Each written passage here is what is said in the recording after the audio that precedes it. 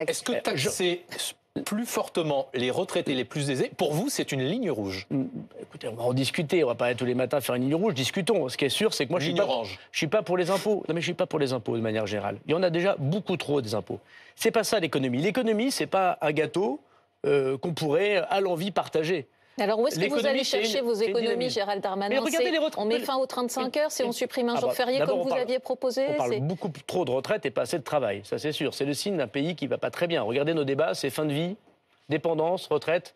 Ça donne pas très envie d'aller vers l'avenir, alors qu'on voit qu'autour de nous, il y a l'intelligence artificielle, il y a des gens qui travaillent davantage, il y a l'innovation. Donc oui, il faut davantage parler de travail que parler retraite, c'est sûr. Le deuxième sujet, c'est que il peut y avoir des retraités qui ont un pouvoir d'achat plus important et qui ont un compte épargne plus important et qui sont propriétaires plus que les travailleurs. Est-ce que la bonne réponse, c'est de les taxer? Non, ils ont travaillé toute leur vie et ils ont une réussite. Ça encourage le travail, il faut encourager les gens à réussir. Ce qu'il faut sans doute, par exemple, c'est de mettre zéro fiscalité sur les donations. Moi, je ne suis pas pour qu'on touche la fiscalité de l'héritage.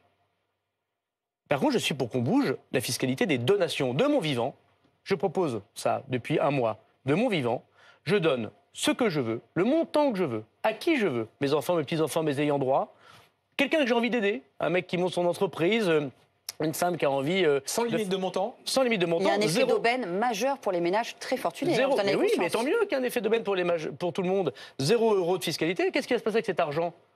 Vous allez pouvoir acheter votre appartement, vous allez pouvoir acheter votre voiture. Mais c'est pas la prime au travail, contrairement à ce que vous disiez.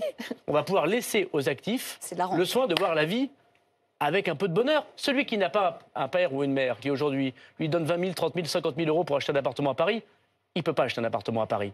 Et je peux multiplier ça dans toutes les villes de province. Ceux qui ne sont pas aidés par leurs parents aujourd'hui ne peuvent pas devenir propriétaires s'ils sont salariés.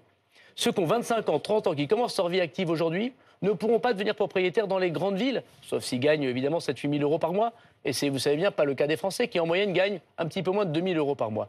Donc faisons les donations gratuites. Si les retraités ont plus d'argent que les autres, permettons de faire cette transmission en respectant le travail qu'ils ont eu. Zéro fiscalité. Ce sera la TVA payée, ce sera de la consommation qui permettront aux commerçants, aux entrepreneurs de mieux vivre, et ce sera de l'impôt sur le revenu demain à payer.